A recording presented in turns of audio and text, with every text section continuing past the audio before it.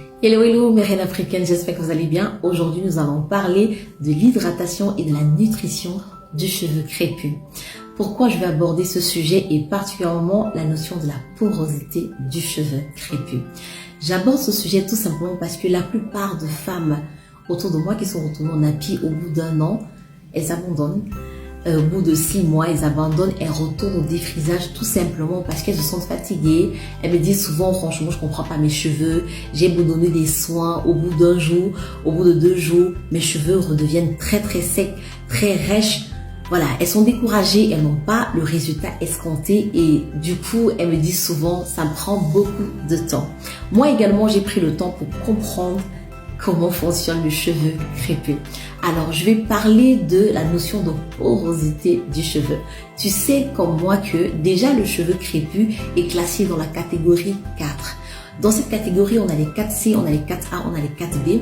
Et la différence entre ce type de cheveux, c'est au niveau de leur boucle. Et d'un cheveu à un autre cheveu, c'est différent. Les boucles sont différentes. Et l'hydratation également est différente. Mais aujourd'hui, on va pas parler de cette catégorie, on va parler de la porosité du cheveu. C'est quoi la porosité d'un cheveu? La porosité, c'est la capacité d'un cheveu à absorber l'hydratation qu'on lui donne et à conserver cette hydratation. Donc, tu comprends que l'hydratation de ton cheveu repose sur la notion, sur la connaissance que tu as de la porosité de ton cheveu. Donc, avant de commencer à choisir tes soins en magasin parce que tu as vu ta copine utiliser telle gamme et puis ça va avec ses cheveux, il faut d'abord tester ta porosité. Alors, comment tester la porosité de ton cheveu? Tu vas juste peigner tes cheveux, d'accord? Tu vas prendre le reste de cheveux qui reste sur le peigne.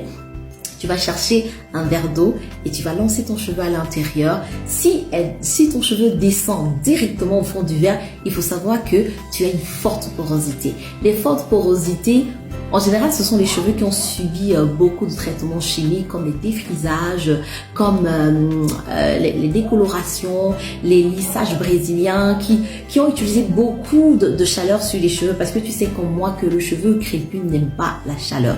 Donc ce type de cheveux qui a subi beaucoup de traitements chimiques, généralement, ils ont une forte porosité. Alors, si ton cheveu reste au milieu du verre, il faut savoir que ta porosité, elle est normale. Donc, elle absorbe l'hydratation de manière équilibrée. Elle conserve aussi l'hydratation que tu lui apportes de manière équilibrée. Et si ton cheveu reste en surface, d'accord, il faut savoir que ta porosité est faible. Ce cheveu, en tout cas, la différence, c'est quoi? Les cheveux qui ont des faibles porosités, la différence se situe au niveau de l'ouverture ou de la fermeture des écailles. Il faut savoir que les écailles d'un cheveu, c'est la porte d'entrée vers la fibre capillaire, d'accord? Donc, les faibles porosités ont des écailles très resserrées. Donc, ce qui fait que lorsque tu apportes des soins, tu mets tes masques, en fait, elle a tendance à ne pas absorber l'hydratation qu'on lui donne. Donc, généralement, ce type de cheveux, les produits vont rester en surface. D'accord? Les produits vont rester en surface parce que comme les écailles sont très resserrées, ça pénètre difficilement la fibre capillaire. C'est la raison pour laquelle au bout de 2 jours, au bout d'un jour, tu vas commencer à me dire « Oh, franchement, mes cheveux sont trop secs, je comprends pas. » Ou bien tu vas commencer à accuser la gamme. Très souvent, c'est pas la gamme. C'est parce que tu ne connais pas les bonnes techniques. D'accord? Donc, si tu as une faible porosité, voilà le secret que je te donne. Lorsque tu veux faire tes soins, il faut laver tes soins avec de l'eau chaude. Parce que la chaleur a tendance à ouvrir, voilà, les écailles des cheveux. Donc, avant de faire ton shampoing, mouille bien tes cheveux avec de l'eau chaude. Comme ça, les écailles vont s'ouvrir. Et lorsque tu vas apporter ton masque ou bien ton après-shampoing, ou bien ton shampoing, d'accord, hydratant, nourrissant, en tout cas, elle va avaler parce que les écailles sont ouvertes, c'est-à-dire la porte d'entrée est ouverte. D'accord?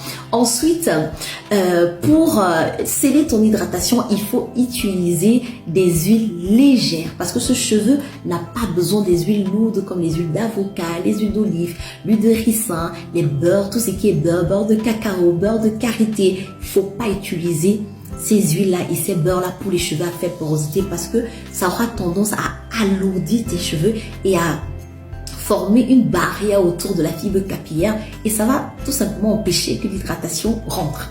D'accord? Or, toi, tu as besoin d'ouvrir les écailles de tes cheveux.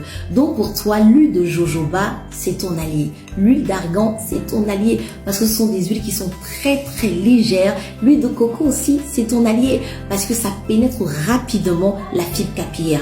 Donc, résumé, lavez tous tes soins avec de l'eau chaude parce que ça va ouvrir les écailles de tes cheveux. Ensuite, sceller ton hydratation avec l'huile de jojoba, l'huile de coco, l'huile d'argan et vérifie la composition de tes soins. Il faut vérifier que les soins que tu achètes contiennent ces huiles-là. D'accord?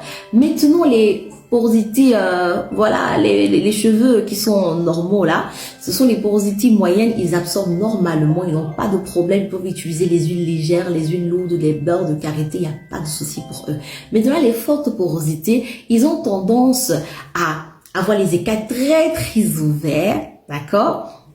Les écailles sont très très ouvertes, c'est-à-dire que la porte d'entrée est vraiment grandement ouverte comme ça. Là-bas, voilà, c'est la porte d'entrée à la fibre capillaire est très très ouverte et du coup, elles ont tendance à absorber rapidement l'hydratation. C'est la raison pour laquelle lorsque tu vas mettre ton cheveu dans l'eau, ça va descendre directement parce qu'elle va absorber de l'eau directement, mais elle aura aussi tendance à relâcher cette eau rapidement, d'accord?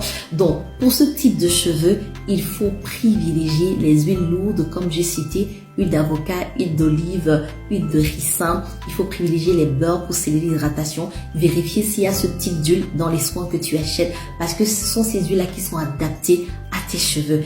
Parce qu'elles viendront faire comment? Elles viendront former une barrière sur la fibre capillaire pour conserver l'hydratation que tu as, donc pour fermer les écailles et conserver l'hydratation que tu viens de donner à ton cheveu.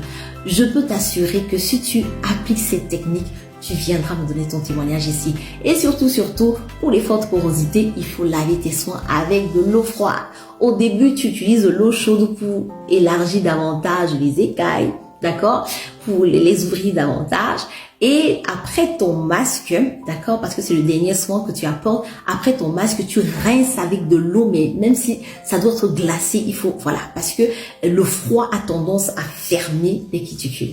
Lorsque tu les fermes, tu viens appliquer un beurre de karité, beurre de mangue, je sais pas, les huiles, voilà, d'olive ou d'avocat, ça va contribuer à fermer davantage, d'accord, à sceller l'hydratation que tu viens d'apporter à tes cheveux. En tout cas, on va s'arrêter ici. Si tu as des questions, mets-moi tes questions en commentaire. Viens me dire quel est ton type de cheveux, est-ce que tu as testé ta porosité et commence à faire les bons choix de gamme pour tes cheveux. D'accord? On va se dire à la prochaine. On va parler d'un autre sujet et je vous donnerai aussi des petites compositions.